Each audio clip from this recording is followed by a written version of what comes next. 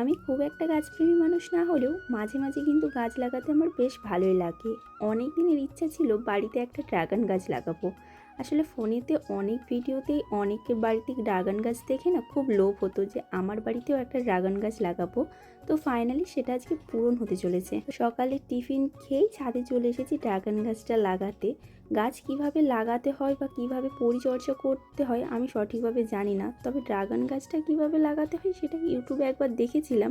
তো সেইভাবেই লাগানোর চেষ্টা করছি। বোন মাটিগুলো এনে দিয়েছিল, একবারে ডালা মাটি, তো সেইগুলো ভালো করে ইট দিয়ে টুকে গুঁড়ো করে নিচ্ছিলাম। আর গুঁড়ো করতে করতে হঠাৎই চোখ গেল ঠাংমাদের আম গাছের দিকে।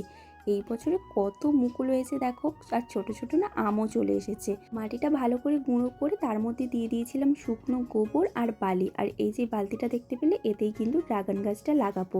তো মাটির সঙ্গে এখন বালি আর শুকনো গোবরটা কিন্তু ভালো করে মিক্স করে নিচ্ছি। আর মায়ের সাথে বোনের সাথে কিন্তু গল্প করছিলাম, একটু ভয়ও লাগছিলাম। মাকে বলছিলাম যে গাছটা হবে তো।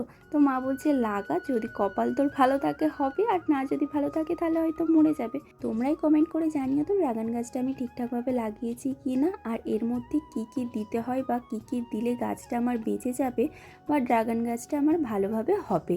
তো বালতির মধ্যে আমি মাটিটা কিন্তু ভালো করে ভরে নিয়েছি, ভরে কিন্তু ড্রাগন গাছের ডালটা এখন আমি লাগিয়ে দিচ্ছি। দিয়ে কিন্তু কিছুটা আমি জল দিয়ে দিচ্ছি।